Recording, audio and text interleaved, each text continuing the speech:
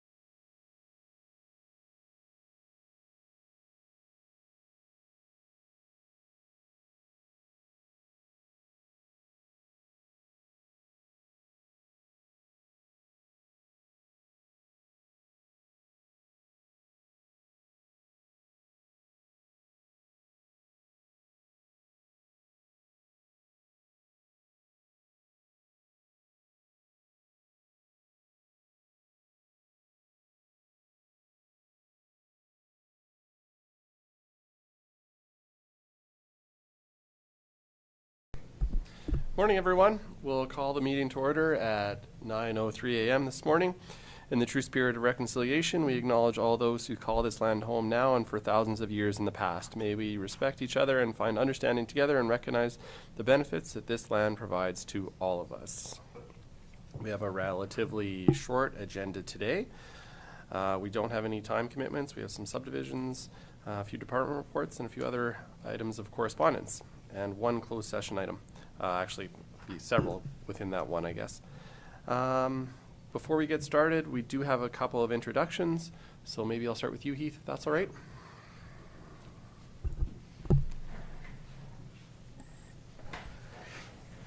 Thank you, Mr. Chair, and good morning, Council and Chair. It's my privilege this morning to introduce a new team member to Lethbridge County. Bria Tominga, she's our new Emergency Management Coordinator, and she's going to be dedicated to the Regional Emergency Management Plan, so I'd like to formally introduce you to Bria. And I know you would like to have lots of questions for Bria, and she's willing to answer all of them for sure right now. Anyways, Bria? Any questions at all? No? Okay. Good morning. Yes. Was your grandfather in picture too? Yes. Yeah, I knew Bill really well. I worked with him one time. Oh, nice. Yeah, Awesome. fantastic person. And you have a good. Thank you. Okay. Awesome. Thanks, Heath. Thank you very much. Go ahead, Haley.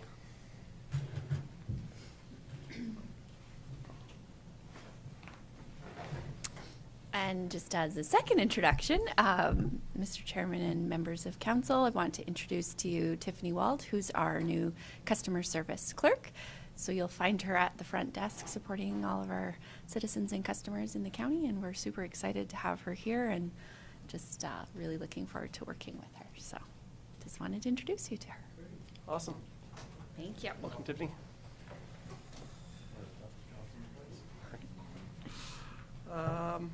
Adoption of the agenda. Before you have an agenda. Are there any additions, deletions, Any changes you'd like to see made to the agenda before we proceed? Mark? Thank you, Mr. Chair, and move the adoption of the agenda for today's meeting. Thank you, Mark. Mark has moved for the adoption of the agenda as presented. Is there any discussion? Go ahead, Lauren. Thank you, Mr. Chair. I was just wondering if you wanted to have a slight discussion. Picture Butte, the Doctor Recruitment Committee has sent out letters to all the businesses within the area of Picture Butte, requesting some funding to help along with the anticipated event coming forward. I don't know if you wanted to Sure. just for information or Yeah. just, okay. Maybe we'll do that under correspondence 6. Okay, thanks. Okay. You okay with that, Mark, as amended? Yes. Okay, any further discussion? I will call the question. Those in favor? Opposed? That's carried. Before you have the county council meeting minutes, January 24th, 2025. Are there any errors, omissions, any issues arising from the minutes? John? Thank you, Mr. Chair. I'd like to move adoption of the county council meeting minutes from January 24th as presented. Thank you, John. John has moved for the adoption of the county council meeting minutes, January 24th, 2025, as presented. Any discussion? Call the question. Those in favor? Opposed? That is carried. Move down to item D, our subdivision applications. We have 4 subdivision applications for today. We start at number 1, subdivision application 2024-0-173, Friesen, Bast. Morning, Hillary. How are you? Good morning, Mr. Chair. Good morning, Council. Morning, Steve. We have, as mentioned, 4 subdivision applications for County Council acting as the subdivision authority to consider today. The first application before you is subdivision 2024-0-173. This is a realignment of 2 titles, and I'll just pull up the map here. This particular application is just along Highway 25 to the north east of the town of Coalhurst, kind of in between the Coalhurst and Diamond City area. They wish to add, this parcel was previously subdivided out. You'll notice on the agenda package that there is that acreage there, but it never had the legal and physical access to a roadway. And so this application is resolving that particular issue. They did have an access via easement on the title, but it's more secure, obviously, if it's part of the title instead of via easement. So they have applied to resolve that particular issue. And with that, I will pass it off to Steve for the planning comments and the recommendation. Good morning, Chair and Council. Yeah, this first application in front of you, it's to basically add in an area of land to provide physical access to the parcel for where the driveway is by realigning the boundary and enable the direct access for that parcel that sits there out to Highway 25. The existing 2.08 acre lot was created as a country residential lot back in 2012. At that time, the landowners had a plan prepared to do about 4 lots in that little triangle, that cut-off kind of parcel, irregular parcel shape area there. And then at the time, they decided not to rezone it to group country at that time and only do the 1 lot and not do the other 3 that were in there, to come back later to do that. So the interim, back in 2012, the county allowed that subdivision with the easement being registered that provides the access over to Highway 25 on the anticipation that later they would come in and do the other few lots and add the road in there where the access is. So here we are about 13 years later. That hasn't happened. Don't know if it will. Due to the death in the family here, they're trying to clean up an estate and stuff here. So for all the parties involved, they thought it was best to actually get that subdivided and add in that area of land as a direct physical access for where the driveway sits. So it become part of the parcel. So it become like a panhandle parcel or like that. And then if in the future, if they ever decide to go through with further subdivision, they can address at that time if public roadway is needed and that sort of a thing. So this involves subdividing 0.61 acres of land from the larger parcel and adding it over to the country residential parcel that's there to the west, and to physically connect to Highway 25.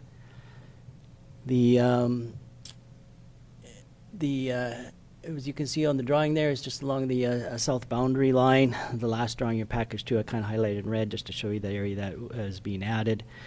But this will allow that direct physical access to be allowed to the parcel to enlarge it.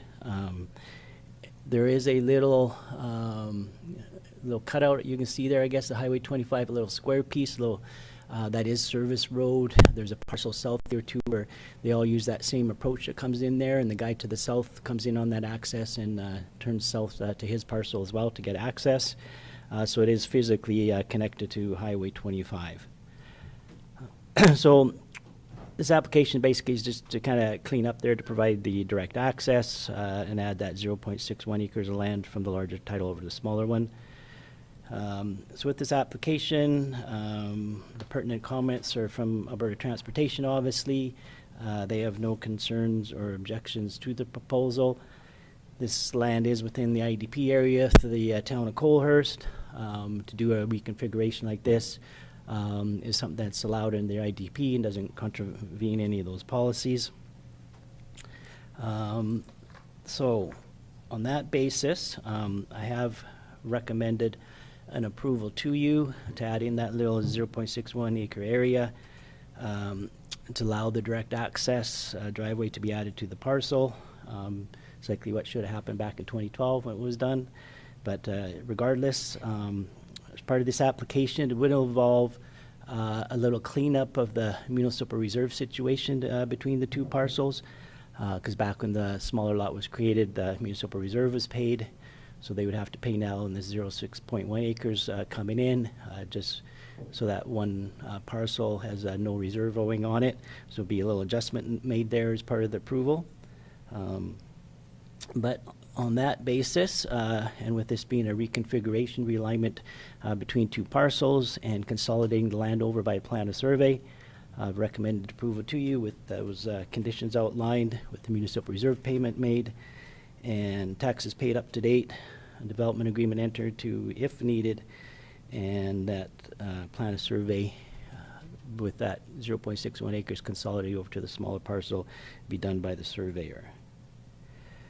So with those basic conditions and the reserve adjusted, recommend the approval to you on that. Thank you, Steve. Are there any questions or any discussion from council? Go ahead, John. Thank you. I have two questions, so if I can indulge council. First is on the municipal reserve. Is the rate of payment on that based on today's value or the value from 2012 when it was originally subdivided? It would be the currentest value, yeah. Okay, that's what is my thought on it.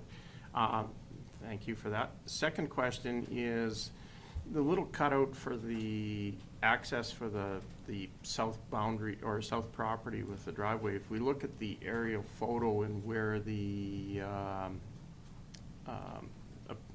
proposed subdivision is, it looks like their access actually goes into this new area if we zoom in. Is there any challenges or concerns with that? Because the way it is existing, the driveway for the south property will have to still continue to proceed through this property. Yeah, Mr. Chair, through to Council Cooper's question, that the little area that is taken, it was the required service road area that transportation requested back in 2012 when this was done. There is, the landowner to the south has an existing easement that will stay there for the other. So where it slightly crosses there, there is an easement in place and that'll stay there. Because that owner is not involved with this subdivision, his situation will just remain as is and will continue forward. And there is an easement in place for him to do that. So that easement then follows with the new property boundaries. Correct. That there's no Yep. okay. Yeah. Thank you. Any other questions? Go ahead, Mark. Thank you, Mr. Chair. I'd move that subdivision application number 2024-0-173 be approved, subject to the conditions as outlined in the draft resolution. Thank you, Mark. Mark has moved the recommendation. Is there any further discussion? Mark has moved the subdivision application 2024-0-173 be approved, subject to the conditions as outlined in the draft resolution. If there's no further discussion, I'll call the question. Those in favor? Opposed? That's carried. Subdivision application number 2 for today, number 2024-0179, Fehr. Hillary? Thank you, Mr. Chairman. So this next subdivision application may seem familiar if you think back not too long ago. September of this last year. Sorry, I'll just pull up the map here. So this application is located about 3 and a bit miles north of Highway 3, just between the town of Coaldale and the hamlet of Chin. They are looking, they came in September to do a subdivision of a first yard out of that particular quarter section. And now they're coming back again because they want to enlarge what they had originally asked for by about 2 acres, 1.5, 2 acres in size, to take up the whole dry corner instead of what they had previously been approved for. So what they're asking for is, as you can see on the ortho photo I just pulled up, is that they want to take out that whole dry corner being 6.51 acres. And I will just go to what they previously had, which was 4.99 acres. So you can see how that kind of was cut off instead of being all the way around that dry corner. So with that, it is still the first parcel out of the quarter section, but I will let Steve go through the planning comments and the recommendation.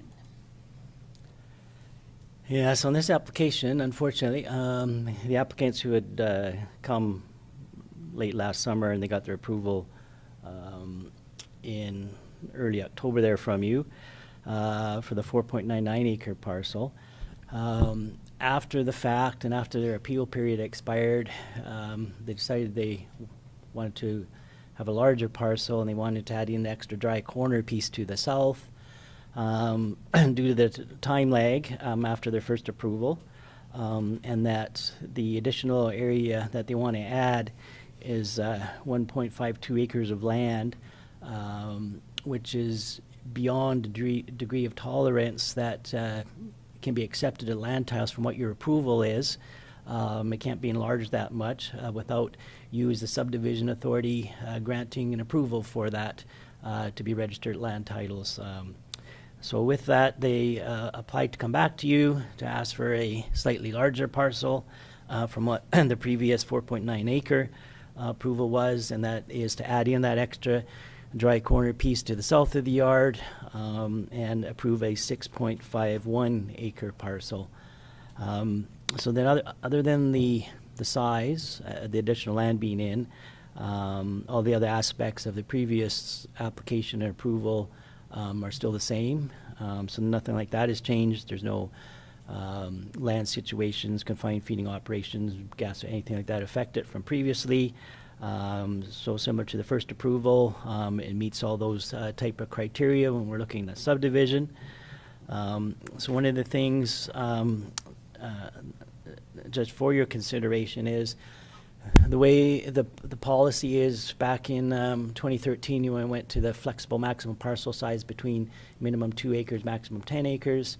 The way the policy actually reads is that it says a subdivided area is to be as small as possible in order to conserve agricultural land. It must contain minimum 2 acres of developable land with a maximum flexible parcel size of 3 to 10 acres based on the existing improvements, and shall be limited to the extent related building structures improvements, including septic fields for the residential site and physical characteristics, so tree shelter belts, vegetation, and such type of things. So dugouts, that can be included in the yard. So this area, it is a dry corner. There's no buildings or improvements on there. So you just have to consider if you determine it's suitable to add that in. The parcel will be below the 10 acre maximum.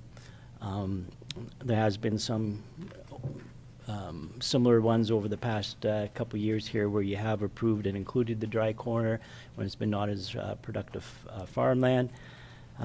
So that's just something for you as a subdivision authority to consider whether there's merit or not to include that dry corner in and allow it to be 6.5 acres instead of the original 4.99. As part of that, if you did approve that, you'll see then in your approval, there is a condition number 4 that says that the subdivision approval for file 2024-0-179, that's this application, will supersede the previous approval to subdivide the 4.99 acre, and that's the file 2024-0-116, and upon approval of this application, that file shall be null and void. We can't have two parallel approvals for the same piece of land. The other one, they haven't withdrawn. They wanted to make sure that they obtained this from you, because if you didn't approve this, then they would carry on with the other one, because if they withdrew that and you approve this, then you'd have to come back again for the 4.99, because that would be dead in the water. So that one's technically still on the books, so to speak, and they have the year with which to finalize that if they want to, if you didn't approve this one. So if you did approve this one today, we have that condition on there in order to then not allow them to proceed with the other one, and that one wouldn't be considered dead in the water, so to speak. So with that, on the circulation of this one, there was no objections or concerns received on it.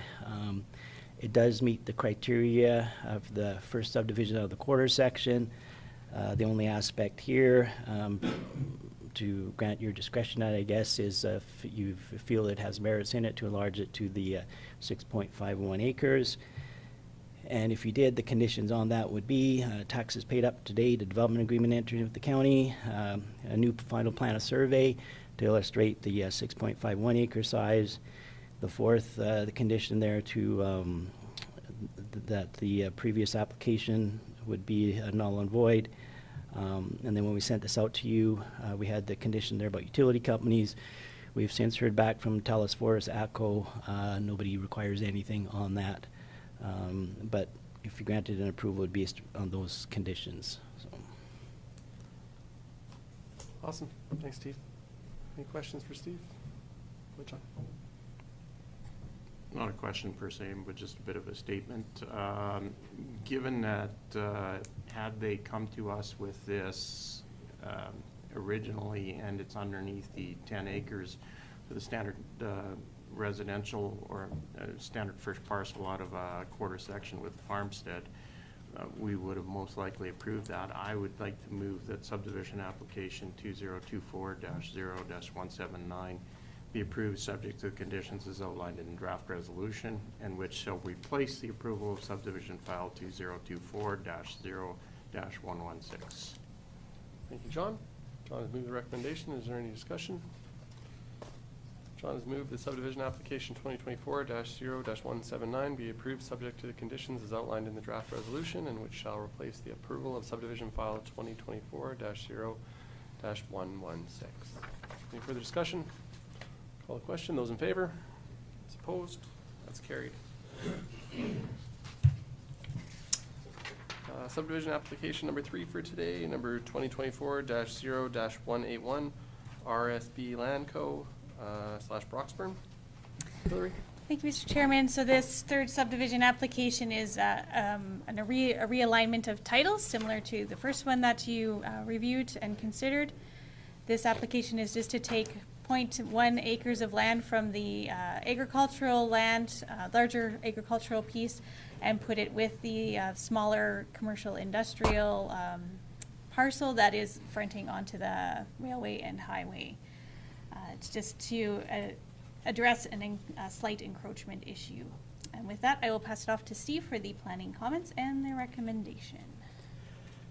Hey, Mr. Chair, this next application is a small adjustment between two properties.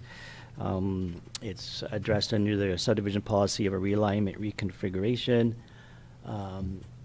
It's, you almost wonder why it's worthwhile, but what it is, it's a very small 0.1 acre piece of land that there's kind of a pinch point there where the southern piece with the rural ag business You can see they have a large building, storage building there, and they're just trying to obtain a little bit extra room to maneuver around that side of the building. The land area they're taken from the north agricultural piece, is in a kind of triangular corner there that the agriculture operator to the north doesn't farm anyways. There's a bit of a grass area there. There's actually a tree stuck in there as well that's in that area. So they just want to allow a little bit more room on that northeast corner of the building to come around there, to have a little bit more room to operate. So it's not a very large piece of land at all that's involved in that. So the proposal is just to subdivide it off the agricultural piece and consolidate it over to the other, just to enlarge it and allow some extra room around the building there. So with this land swap, the two neighbors made agreement to do that. There's no services, water, sewer, septic systems, that sort of thing, that exist that will be affected by it. Both these parcels take access from the West County Road. Due to the proximity of Highway 3, transportation was a mandatory referral. Since the package came over to you, we have heard from Alberta Transportation, and they've granted an authorization to go ahead and approve it. They have no concerns with it. It doesn't impact the highway, and we've also heard back from some of the utility companies, Talus, Fortis, ACO, and nothing's required in that regard as well. So with this being a small land swap between the two, with the survey being done to consolidate that over, and no additional titles being created, I have recommended approval to you, and it would be based on the conditions there in your package. The taxes are paid up to date, development agreement be entered into if required. The third is the important one with the consolidation and the survey being done to tie those together, and the final plan of survey being provided on that. And the draft that came to you, we had the fifth condition with the utilities, and the sixth was to address Alberta Transportation's conditions. Those aren't really needed because nobody requires anything, but with that and with it meeting the policies for reconfiguration, the approval's to you based on those conditions. Thanks, Steve. Could open up to council? Go ahead. Go ahead. Go ahead, Kevin. Thank you, Mr. Chair. I'd move that application 2024-0-181 be approved subject to the conditions as outlined in the draft resolution. Thank you, Kevin. Kevin moved the recommendation. Is there any discussion? Motion is that subdivision application 2024-0-181 be approved subject to the conditions as outlined in the draft resolution. If there's no further discussion, I'll call the question. Those in favor? Those opposed? That is carried. And our final subdivision application for today, 2024-0-182 Klassen. Lori? Thank you, Mr. Chairman. So with our final subdivision application today is to resplit an existing title, which is currently about 7.4 acres in size, into two titles being 2.82 and 4.57 acres in size. So this meets with the county's subdivision policies that does allow for a parcel that is less than 20 acres to be resplit, as long as there is no more than 3 parcels being proposed on the quarter section. So with that, I will get Steve to go through the planning comments and the recommendation. Oh, sorry, this is in between, the city of Lethbridge and the town of Coaldale. Mr. Chair, yeah, this application, which is just north of Highway 3 there, is to resplit an existing title of 20 acres less than land to create an additional country residential title in that. The parent 7.39 acre title that's there was originally subdivided in the 1980s. It was the original farmstead out of the Coalhurst section. With this split occurring, the proposed east parcel, which would be 4.57 acres, Contains an existing yard and dwelling. There's a small shop and a few sheds out there.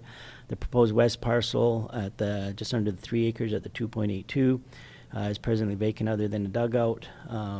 This west portion at one time did contain the original farmstead house just to the east side of the dugout on there, and then later they had built the newer house on the east side, and then once that newer house on the east side was done after a few years, they removed the old farmhouse on the west side. So now they're looking to put back, I believe for a family member, dwelling on the west side where the original farmhouse once was on that area. So that's kind of the purpose of the subdivision. So in this application, the dividing line that they're proposing is slightly angled at the south.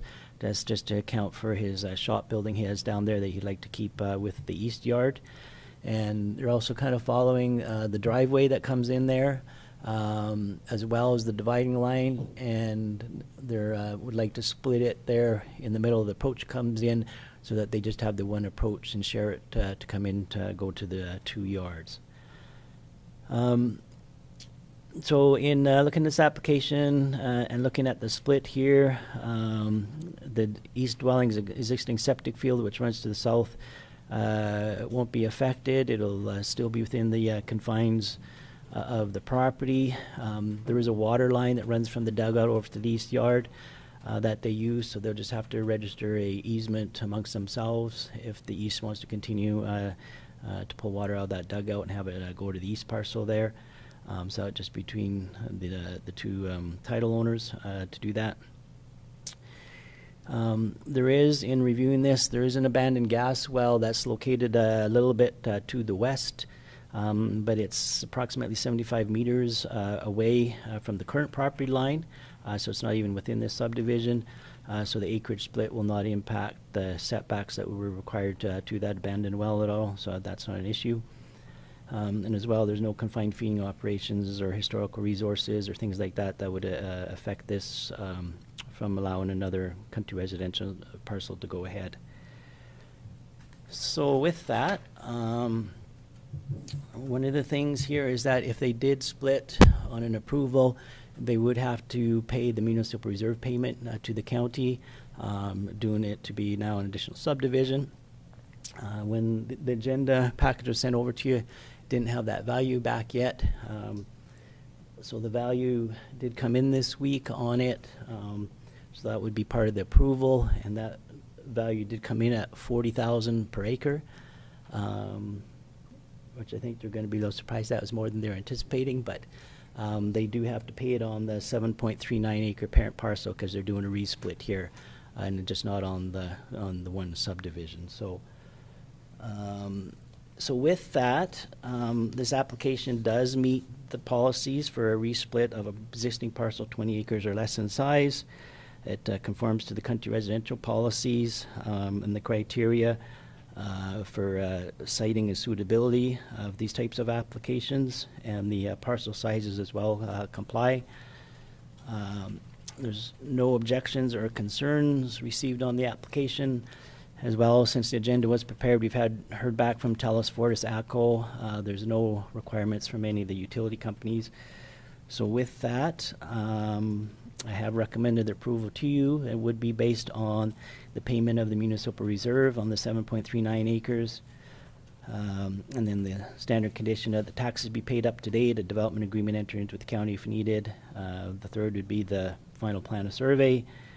The fourth would be registering an easement at the water line between the two parcels for crossing the property line. And the fifth was just the easement if any of the utility companies required anything. So on that basis, those conditions and the reserve payment, the recommendation is for an approval based on that. Thanks, Steve. I'd open up to council for any discussion or questions. Doesn't matter to me. My question is just regarded around zoning on this. I I take it from the fact that we haven't seen this come before us, because this is just being split into two, there's no requirement for this to be zoned group country residential? That's correct, yeah. Okay, at what point would it have to be? If they were to apply for, say, because it was 7.39 acres, say they wanted to put it into 3, then they would have had to apply to rezone. But we do allow for 3 parcels out of the quarter section, so this would be the second and third, so we don't require rezoning as per the bylaw. Perfect, thank you. Thank you, Mr. Chair. Just the question on abandoned wells.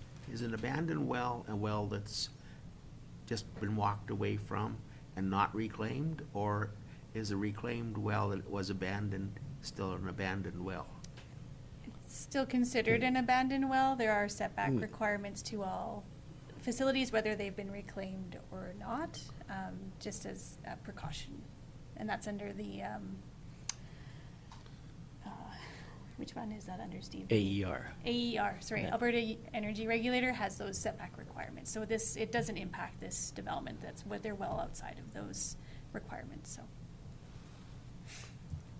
I would move then subdivision application 2024-0181. Sorry, wrong one. 2024-0182 be approved. Thank you, Lauren. Any further discussion? Lauren has moved the recommendation that subdivision application 2024-0-182 be approved subject to the conditions as outlined in the draft resolution. There's no further discussion. I'll call the question. Those in favor? Opposed? That's carried.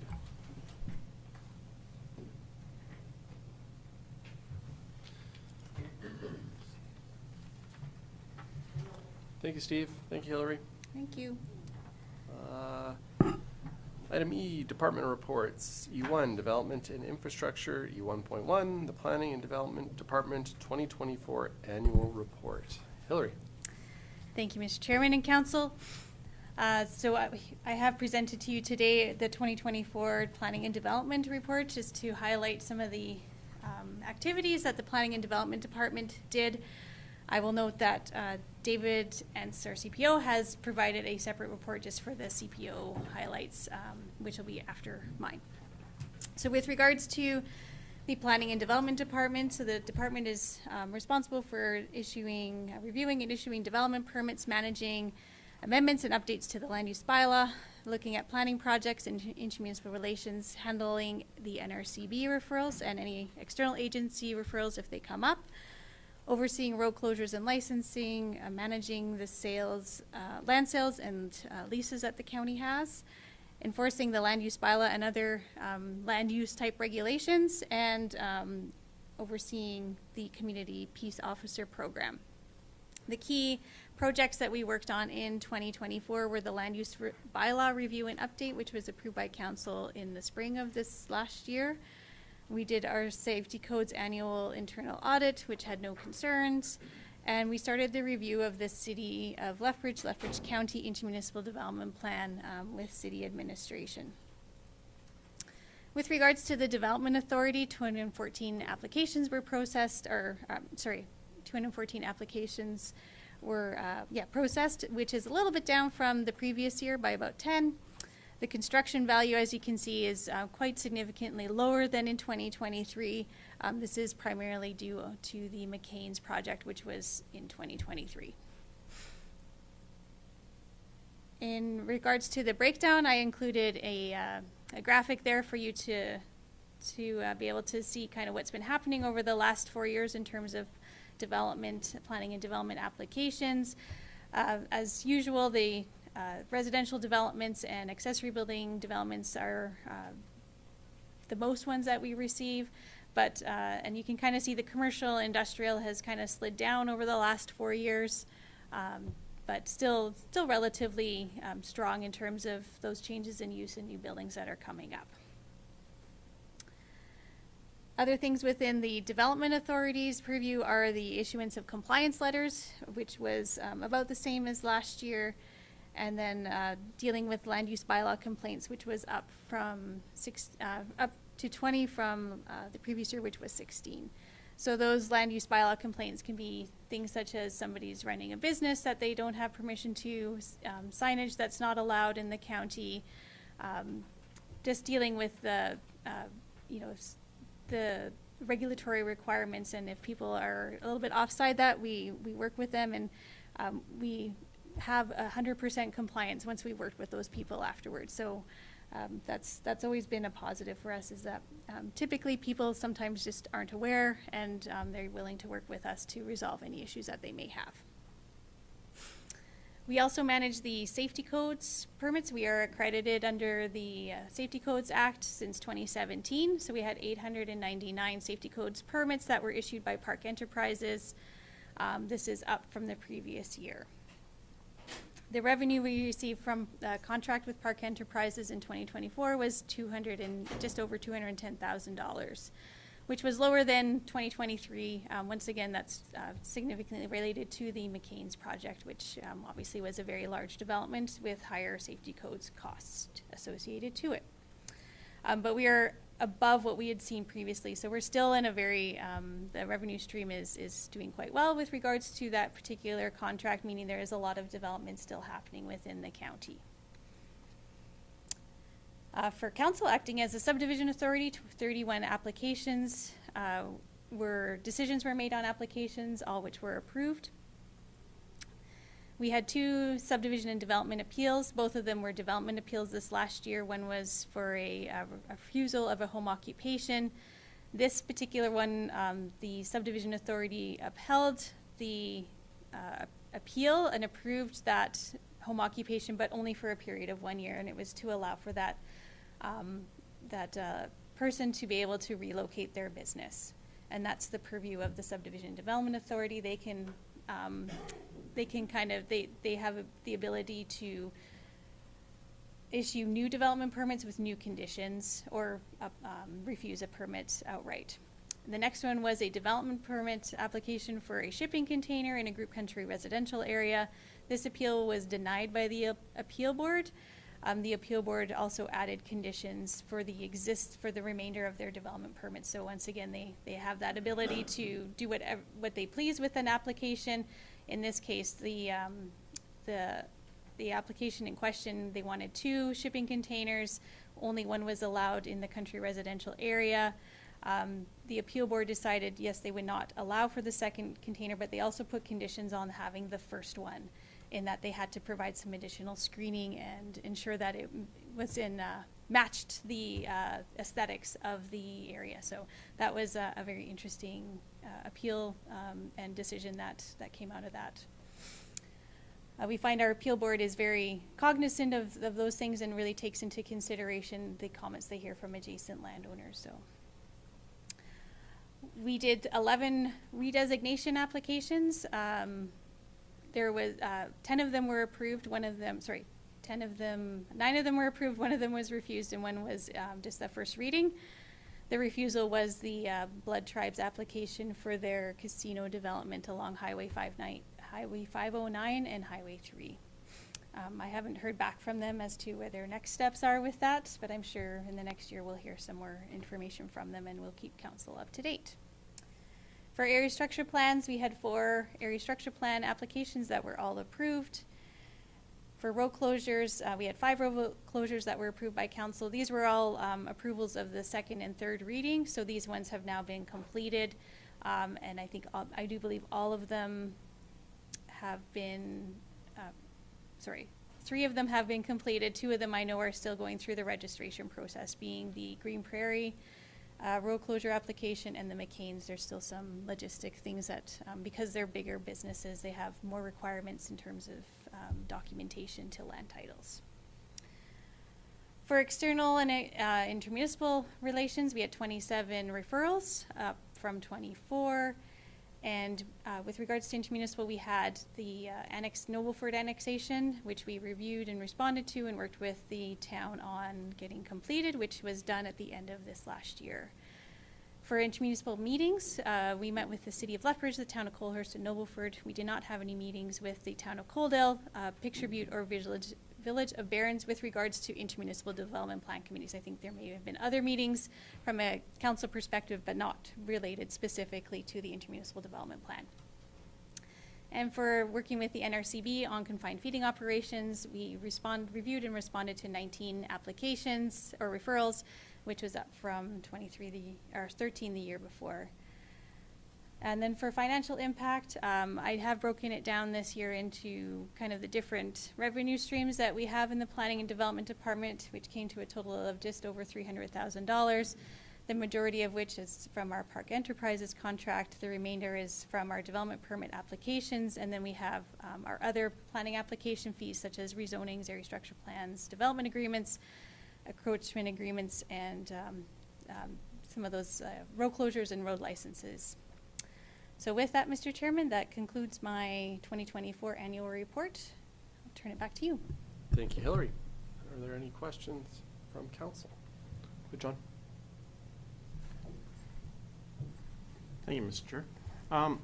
Just in regards to intermunicipal referrals, so we've had 27 received. That means that's 27 have come in from our bordering municipalities? That's correct. Do you have a sense of how many we sent out? We don't send out very much, Councillor Kurbis, through the chair. Obviously, when they're within those IDP areas. So with the town of Coalhurst, we've had a few. The city, we don't have very, like, ironically, we don't have very many, because when we have area structure plans in place, we're not required to send out those referrals to them. I think the one that we had the most with this last year was with the town of Coalhurst. And then I think one with the town of Coaldale. So it's not terribly many, to be honest. But if that's something that you would want me to report on, I can always have that. So we have that reciprocal, what we're doing on that end too. Well, my only reasoning and thought process behind that is just because we have a lot of smaller urbans within our boundaries as well as the city. And as well, any intermunicipal referrals also would apply to our bordering rural municipalities, should anything come in there. I just wanted to sort of highlight the fact that the amount of work that you in your department do is probably exponentially higher than even some of our smaller urbans would be, just because of the magnitude and the number of municipalities that we have to work with. So that was more just wanted to make sure that your hard work is recognized. Thank you. Anything else? Go ahead, Laura. Thank you, Mr. Chair. Just a question on Park Enterprises. I had a couple of people now approach me asking why they had to deal with Park because their fees were higher than other agencies. I tried my best to explain it, but with little avail because they feel their Park is too high. Thank you, Councillor Hickey, through the chair. So with regards to our safety codes contract, we are actually much cheaper than what it was when we were unaccredited. So if you're unaccredited, you have to follow ASCA, which is the provincial permitting body, so under municipal affairs. And so we're actually about half of what it costs if you were an unaccredited municipality, because we can do a sole contract, and so we can reduce the actual cost to our citizens and contractors in terms of the safety codes permits. I'm not sure how they could compare unless they were looking at what, say, another municipality had in terms of the fee structure. But we do try to work very hard when we do, and when we have our contract renewal in 2026, I do believe we're going to send out an RFP to make sure that we are being competitive and that we are offering our citizens the best rate in terms of the safety codes permits. But if we were unaccredited, they would pay about double. So. And I don't quite think that was their concern. They felt that other companies to do the same thing were cheaper than Park Enterprises. Like I said, I don't think, because no other company can offer that service within the county. But if we were to have a contract with any of them or multiples, everybody would be the same. We would not have variances in that fee structure. You have to set a fee structure when you're accredited. So we could have say the MD of Willow Creek, they have a contract that is open with any, I think they have 3 different inspection agencies that they can choose them, but they use the ask of rates. So everybody gets charged that higher rate. They don't get a reduced rate. So I'm not sure if they have questions, by all means, they can give me a call if they want to dig into that a little deeper. I have no problems talking to people about that. I haven't heard that recently, but it does come up from time to time. So I think, thanks for bringing that up. Any other questions for Hillary? Thank you very Thank much, you. Hillary. Busy year again. Thank you. It has been a busy year. If you want to, yeah. Thank you, Mr. Chair. I'd like to move that the county council accept this report for information. Thank you, John. Is there any further discussion? John has moved to accept the 2024 Planning and Development Department Annual Report for information. Is there any further discussion? Call the question. Those in favor? Opposed? That is carried. E1.2, the 2024 Community Peace Officer Annual Report. Good morning, David. Good morning, Council. I'll be presenting the 2024 Peace Officer Report. So this report provides County Council with an overall summary of the county's CPO program for the 2024 calendar year. There's no resolution required. There's no decision from Council. It's provided for information purposes only. When I'm done, County Council is presented a CPO annual report and provided the opportunity to ask questions. At the end, so as you all know, Lethbridge County has one full-time CPO, which is myself, provide education and enforcement on a variety of Lethbridge County bylaws. I'm authorized to enforce the Traffic Safety Act and regulations under the Act. I'm also a certified commercial vehicle inspector. I'm part of the Development Infrastructure Department, and I report to the Manager of Planning and Development, Hillary Jensen. So during the summer months, I've been provided 100 additional hours, which I spread out over the summer months. So quite often I'll come in and work Saturdays. I'll do a 5-hour shift on a Saturday. I've come in the odd, I think I did one Sunday because we had complaints about some ATVs on the road. But generally it's left for Saturdays, and then at times I'll work longer into the evenings in the summertime. So from April to the end of October. So notable events within the 2024 calendar year. So there's 193 case reports, and those case reports are reports that the public or the residents call me about. And there's also some commercial vehicle inspections in there as well. So the highway protection bylaw complaints have decreased slightly, and traffic complaints have seen a slight increase. All other comparison remain relatively unchanged. November 2024 saw the completion of a property cleanup in Hamlet O'Shaughnessy. Generally speaking, those take up a lot of time because I have to go back and forth and kind of just prod them a little bit. Can we just speed this up a little bit? And this eventually, I couldn't get the action that I needed myself. Eventually went to a court order, and then the courts authorized us to go in there and clean it up. And as I'm available and close by, I assist the local fire department. I can hear them on my radio. If I'm close by or I can sense that they need some extra help, I'll go and assist them whenever I can. I work closely with the Planning and Development Department. So if Hillary or Jessica, they want to send me out to do an initial investigation on a complaint that they have received, I'll go out and maybe get some pictures for them, talk to the landowner, and report back to them. And sometimes I do deliver, personally deliver stop orders for them as well. And I attended the annual Alberta Municipal Enforcement Association conference in Red Deer, which a lot of you were there as well, for a different conference. So these are just some of the comparisons from last year.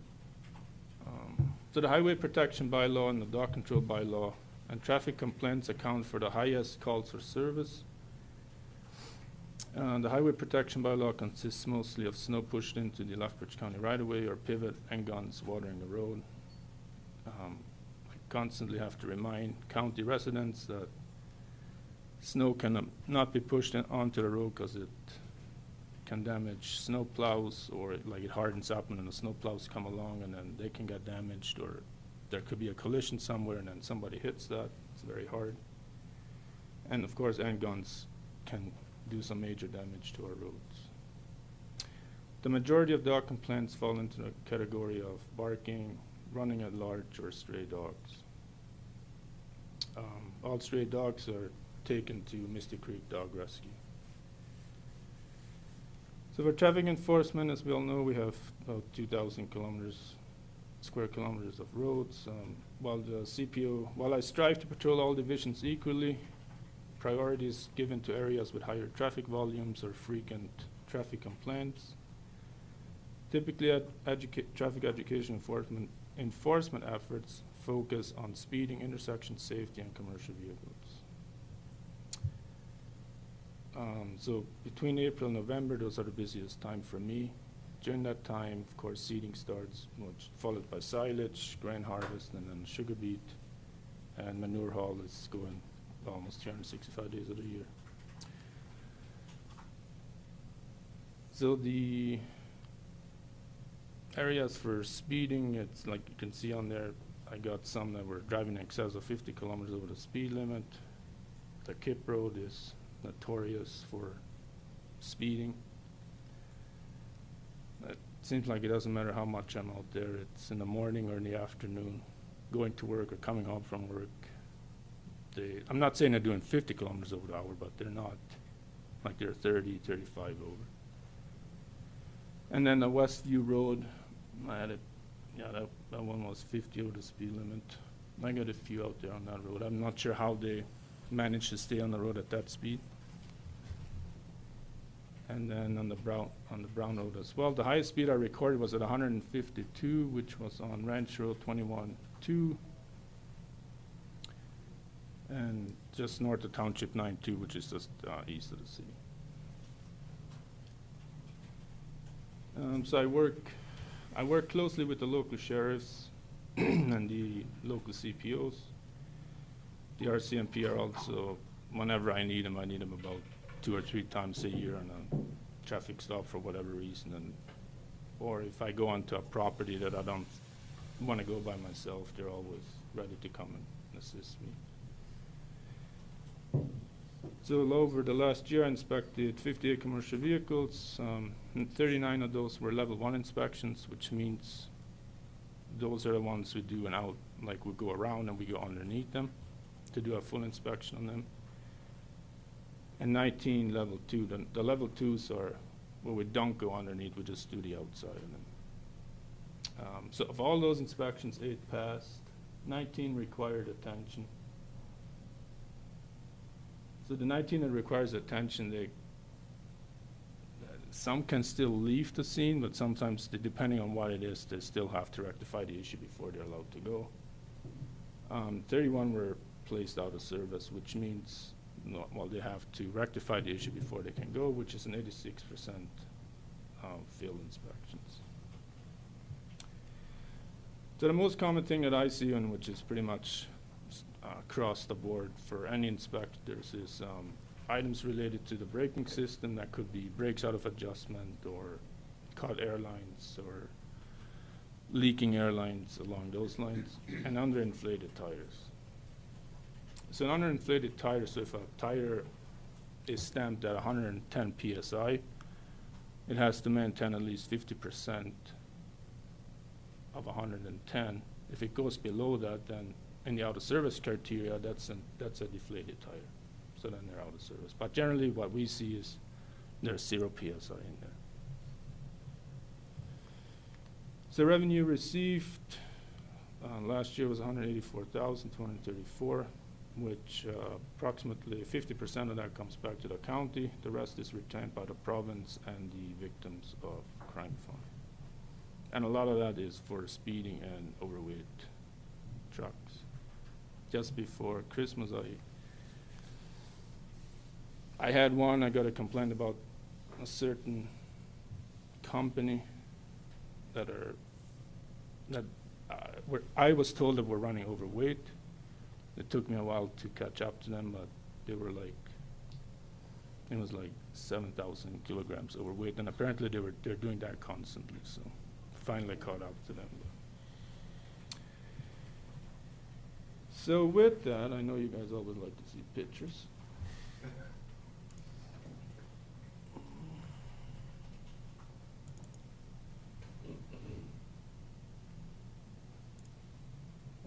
So these are all things that except for one that I found in my inspection. So just give you a little bit of context as we go through here. So this one, I was on Highway 25 and I passed a Super B, and I could just hear a screeching noise and the smell of burning rubber. So I turned around, and what had happened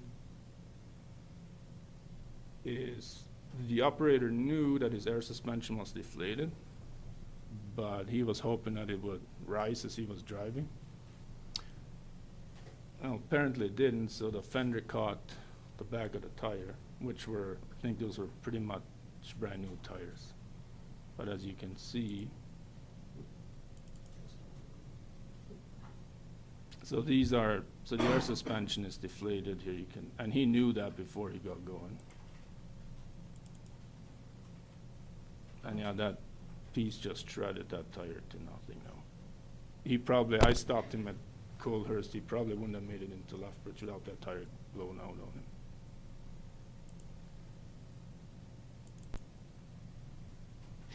Anybody see a problem with that?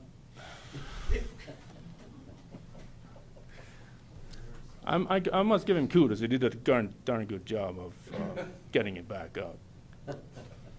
But yeah, I was following this vehicle and I go, like, something's not right here. There's no brake lights. So what happened, the duals came off, and then he sheared the whole, like the lights and everything off the back.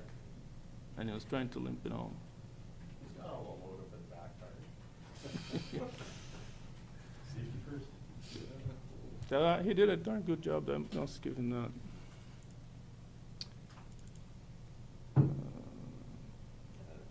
So yeah, this one was an interesting one. So again, the operator knew that, well, he hadn't been under his vehicle, so I didn't know about that. But I was perpendicular to the highway, and this truck came up, and I could just see his, was again a Super B, and the bridge on the Super B, the middle tires were just, like they were just dragging on the highway, like they were smoking. So anyhow, I stopped him, of course, and did an inspection. So his air suspension was deflated. Again, he knew about it because he had stopped. He had stopped and actually took the fender off because the air suspension wouldn't come up, and he didn't know why. And then he started taking things apart. And then he thought he was just going to drag this thing home, and he was like an hour and a half from home. And so this whole section, this middle section here, those tires were, as a result of his actions, his company had to come out and replace those 4 tires because they were done. He burned up the rubber, and they were all deflated. And the braking system on that whole section here was not in operation.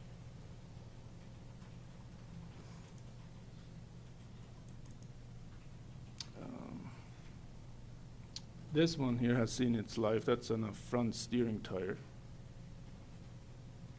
So like front steering tire is obviously very critical because that steers the tire direction you want to go. So that tire should have been replaced a long time ago.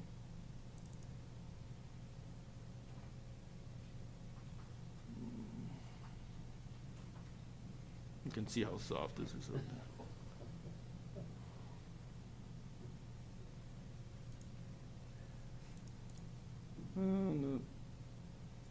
Instead of getting the proper hubcap on, this was the solution to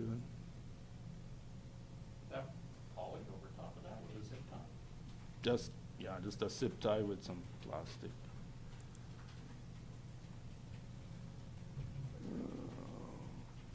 They're very innovative.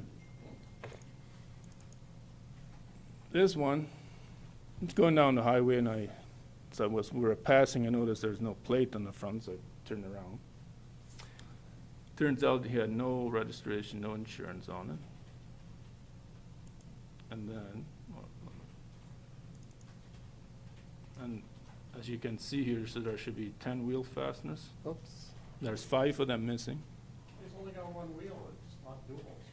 Well, yeah, there's a lot of problems. And the wheel fasteners that were on, they were just hand tight.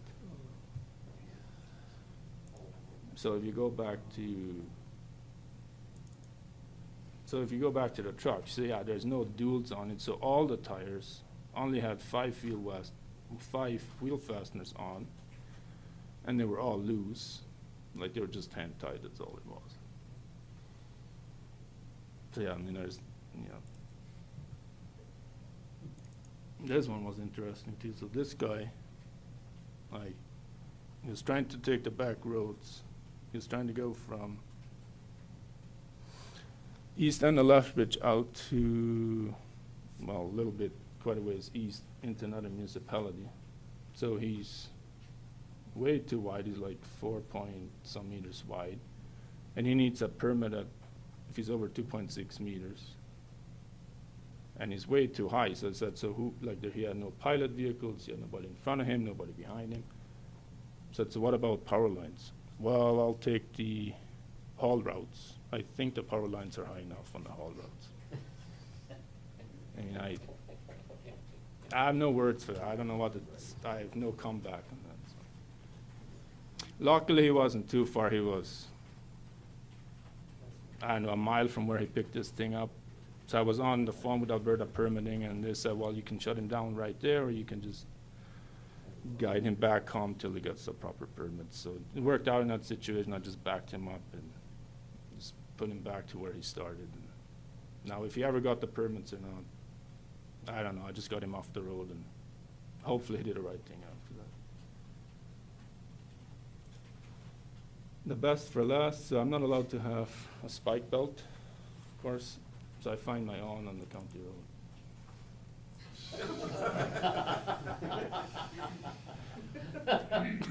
Which might do a better job than what the police have, so. This is the best part of your presentation. I figured you'd like that one. Yeah, so this guy was, I don't know, he was hauling some old, like, I don't know, from the 1900s or late 1800s wagon. Totally not secured. Like no securement whatsoever, and then this came off. But I found 30-foot extension ladders on Highway 3. If I had looked away actually for 2 seconds, I would have driven right over that thing. Now I find I don't find this a lot, but I find other things that people put blocks in their vehicles, and then, yeah, it's a loose item, and then they do come off. So those 100-year-old nails, they still work? Oh, I'm sure they would. They'll do their job. Front steering tires. Yeah. That's my presentation, Chair, so I'm back to you. Thank you very much, David. Good, Mark. Thanks, David. Thanks for your presentation. Just a couple of questions, just out of curiosity. That one that you had 152 kilometers, that was at the four-way stop in the Sunnyside Road heading north? Yeah, down to, well, he came Towards the from- school, or? He was just north or south of the Sunnyside School, yeah. Okay, I So thought on that, that road. I was late for a meeting one time, no, I'm just kidding. So what happened to that's major ticket? You don't own a vehicle anymore, or what happens when you get somebody at that level? No, so if it's just speed and there's no other motorists around and things like that, so it was an automatic court appearance for him. Yeah. I believe I'd have to go back and check. I think he lost his license for like 2 months. Yeah. Like after he went to court and like $1,000 fine. So. I know that's a traffic, in the summer, that's a great, everybody from town comes and tears around. The other thing is this is the third one, Saturday night, the sheriff's had another check stop in the four-way stop there. Mm-hmm. they have no lights on, it's dark, that you show up, and if there's not a vehicle stopped there already. So I had a discussion with the officer, and I said, look, can you be doing, like, shouldn't you have your lights on? And he indicated that no, because it was a controlled intersection, that they didn't have, you know, they could do that. And I said, well, I'm just worried that I'm gonna have to come and pick one of you guys up out of the ditch. So, nice young guy. We had a great chat, and I said, be safe, and he was really good about it. But so I'm 0 for 3 in the breathalyzers, so thank them for that, so. Make sure you keep it up. Yes, thank you. That's a good track Yes. to be. Meaning you've lost all three? Checking if it was wrong. It says 0, keep saying 0. How did you get to the county this morning? Go ahead, Lauren. Thank you, Mr. Chair. So David, just a question about this 86% failure rate of your inspections. Is that a province-wide kind of thing, or is it, do you know? Not generally, from what I see from the reports that I got emailed, it hovers around the 70 to 80. But That's pretty alarming, actually. I think it's better than last year, if I remember correctly. But just for context, so say a vehicle got stopped and say a brake light's out. That's not a service item. Now, it's not as critical as a tire or brakes, but if you account for all of those, you'd have to actually see all the inspections and actually go through and see what exactly was out of service. Anything else for David? Thank you very much, David. Appreciate it. Thank you. bet. Thank you.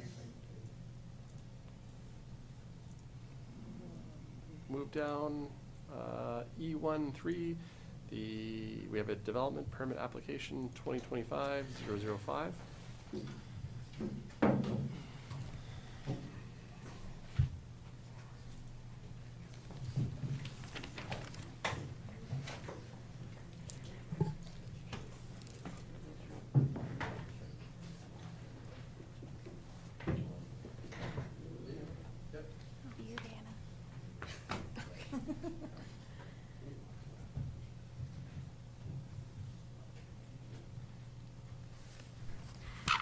Could someone make a motion to accept David's report for information, just so we have both of those? Klassen? I'll move that David's report is accepted. Council. Thank you. Clause's motion to accept the 2024 Community Peace Officer Annual Report for information. Is there any discussion? Call the question. Those in favor? Opposed? That's carried. Floor is yours. Jessica, Hillary? Oh, floor is yours, Jessica. Good morning, Mr. Chair and Council. So today on the agenda item report is development permit application 2025-005 for Vande. We received an application for an addition to an existing shop operating as a power sports business within the hamlet of Iron Springs. Previously, Council approved development permit 2021-063 for the use of power sports business in an existing shop, fenced outdoor storage area on the property. The owner is requesting to increase the square footage of the shop by just over 1,000 square feet, and that addition would be just open space to allow for additional room to work. The application was circulated electronically to internal county departments and Alberta Transportation. Internal county departments had no concerns, and Alberta Transportation issued an exemption from the permit requirements pursuant to Section 25 of the Highways and Development Protection Regulation. The parcel is within the Hamlet Direct Control District, and commercial uses considered suitable by council is listed as a permitted use within this district. County Council is the development authority, and development permit applications, or 4 development permit applications made in the HDC district. In reviewing the application, there are no concerns with allowing for the addition of the existing shop, and with that in mind, we would recommend that development permit application 2024 or 2025-005 be approved as drafted. Thank you, Jessica. That's the 2021 one, so that's the previous one. You keep going down. There it is. Here it is. Any questions from council? Go ahead, Lauren. Thank you, Mr. Chair. So on, not sure which page it is, it has a new shop being there, but then it also says to be removed, the old one. Is that correct? Thank you, Councillor Hickey, through the chair. So that is a drawing from when the original shop was built. There were some challenges with getting the applicant to submit appropriate drawings for this application.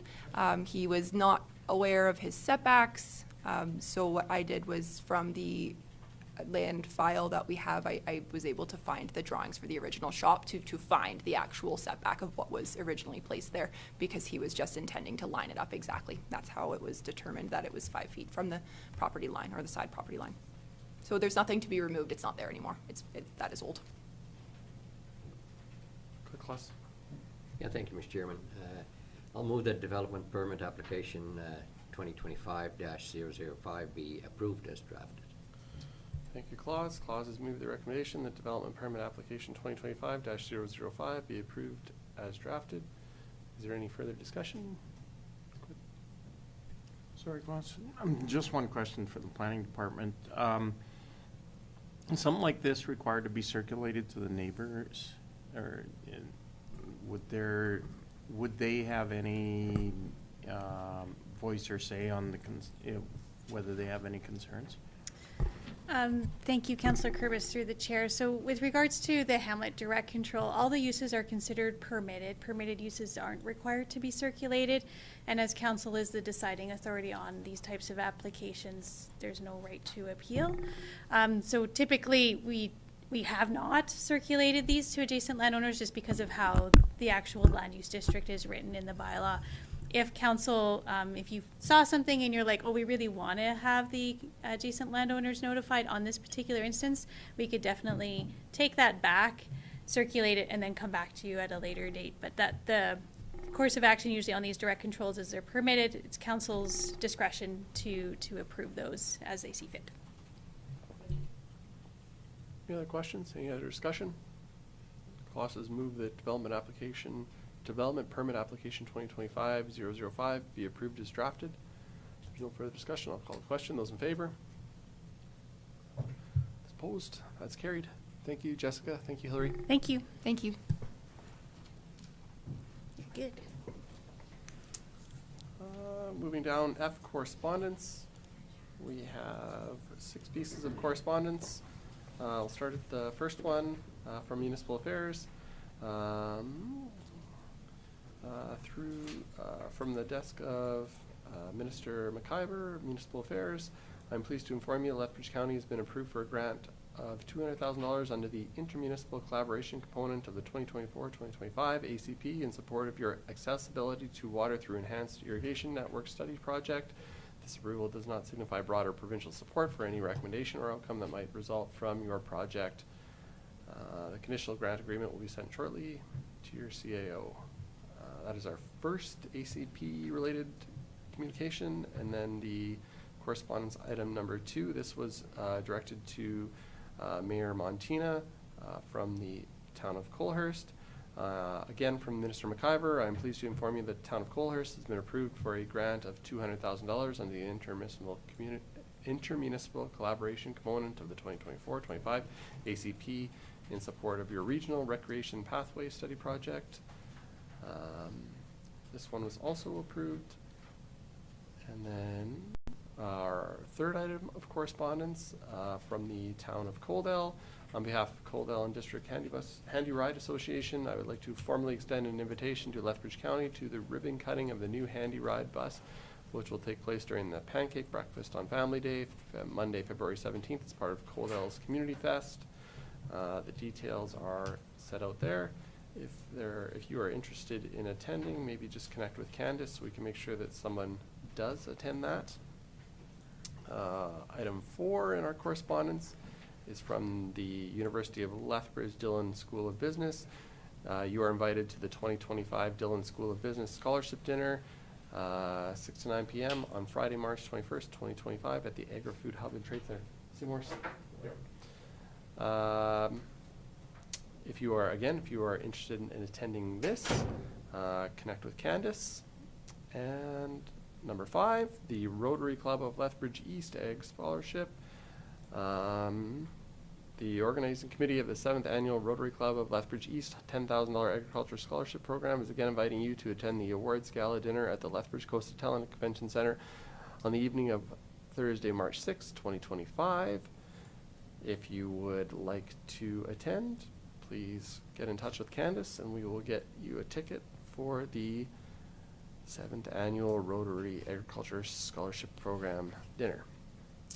Our 6th item, our addition on the physician recruitment. Lauren, I will go to you. Thank you, Mr. Reeve.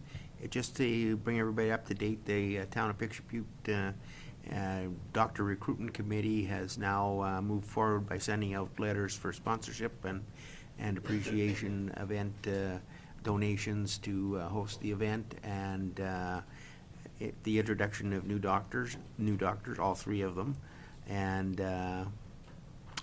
they're asking for monetary donations from businesses in the Town of Picture Butte and surrounding area. So if you get one, don't be super surprised.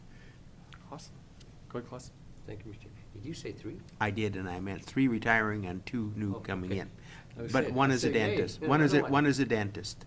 Oh, okay, yeah. So, if you like, I will comment on the 3rd doctor that was potentially coming, has not signed a contract, and currently the person who handles it through AHS is no longer allowed to do so because that will not be Alberta Health Services mandate moving forward. So not sure exactly who they will have to deal with moving forward in that department. All right. Thank you, Lauren. Anything to add on the correspondence pieces from today? If not, we are down to our closed session. We have the CAO report. Mr. Teely's going to take that on today. So if there's nothing else in our public portion of our meeting, I would entertain a motion to enter a closed session. Mark? Thank you, Mr. Chair. I move we move into closed session. Thank you. Mark has moved to enter a closed session at 10:21 a.m. this morning. Any discussion? Call the question. Those in favor? Opposed? That is carried. Devin, can we just take a couple minute break and then we'll start? Thank you.